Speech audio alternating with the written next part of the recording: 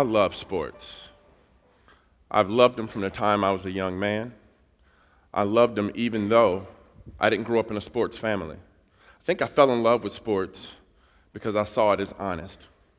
If you can produce, you get to play. And it was that simple. I come to you today to talk to you about maybe an importance in sports that we haven't recognized before. I've been able to do a ton of things because of sports. I was able to represent my university. I was able to become an All-American. I won watches. I was in magazines. And all of that pales when we talk about the importance of what could be in sports right now. Historically, there's been 4 ways by which we raise men in this country: in the home, in the church, in the military, and in sports.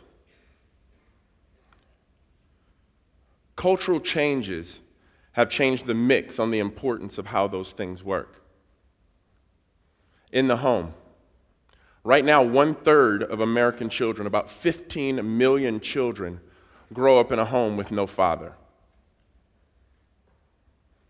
That's a lot of young boys growing up without a daily example of manhood in their home. In church, census tells us that less than 20% of American citizens go to church, attend a church service on a regular basis. And if social trends in America follow Europe like they usually do, by 2025, the number could be 12 or 13% of American citizens attend a church service on a regular basis.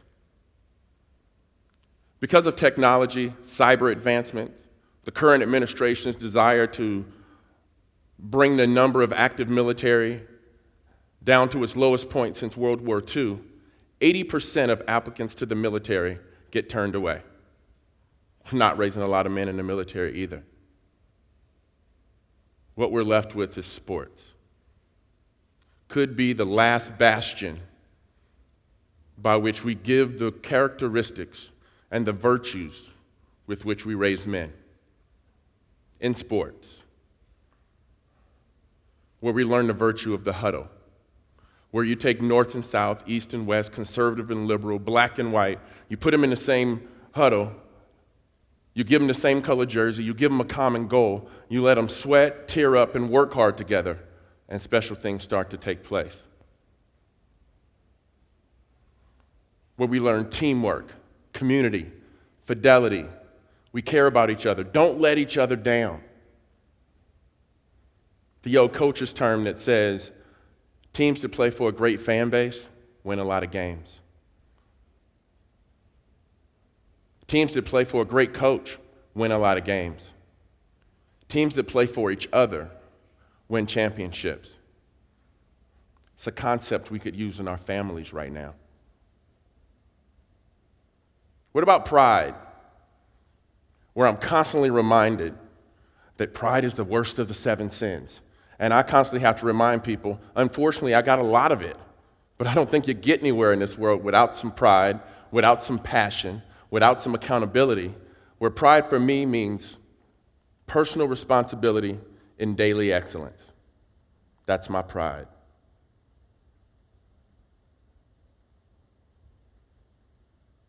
We talk about failure, the virtue from failure. Sports, based in failure sometimes.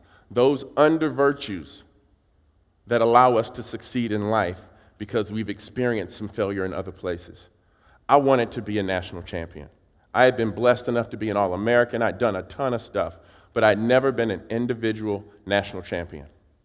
We get to my senior year, we're at North Carolina State, and I have a shot to be a national champion in a number of events. I get 2nd place, I get 3rd place. So I'm All-American again, but I'm not a national champion. And that's what I wanted to be. We get to the 4x4 relay. I'm the anchor, and I want it on me. I'm the kid. I sat in front of my house with my Walter Mitty stories thinking I'm putting myself in places where I can be the hero. I counted down 3, 2, 1 and shot the basket. I wanted to anchor that 4x4 relay. We get down to the anchor, and I'm waiting like this. And I'm waiting for my guy to bring me the baton. He gives me the baton. I take off running. I'm in third place by about 12 or 13 meters. Within the first 50 meters, I go past the guy in second place. Somewhere along the back straight, I pull up next to the guy in first place.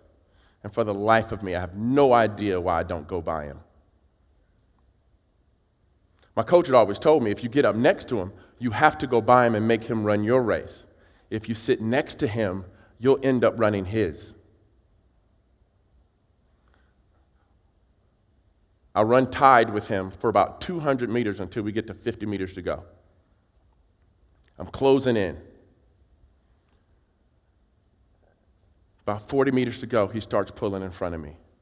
And he's pulling a little further away from me. And finally, I'm getting the notion with about 10 or 15 meters to go that I'm going to get my team second place again. I was miserable. I was crushed. At that moment, it was one of the toughest things I ever had to experience. But you know what I learned from it? One, do what your coaches and your teachers and your parents tell you to do, because they usually know a lot more than you do. If I'd done what I was coached to do that day, I win that race. Two, failure's not permanent. Failure's like a rain cloud, and sometimes it rains on you, and you got to ride it out. And three, if you don't internalize it and you don't personalize it, you'll realize it's just a part of life, and you will grow and become better for it. All those lessons I learned in sports, to manage failure, to be in community, to understand the characteristics of diversity, to understand the interconnected relationship between preparation and success. All of these virtues that we have learned in so many other places in life that seemingly we have to learn in sports now. Where are we going to get them from? How important does sports become? Former Supreme Court Justice Oliver Wendell Holmes, probably more popularized for coining the phrase clear and present danger, also said, the place for any man completing all of his powers is in the fight. And I don't know if I'm completing all of my powers, but having the opportunity through sports to fight for the growth and the development of young people when seemingly every historic fixture around them is breaking is a fight that I'm honored to be in. Thank you very much.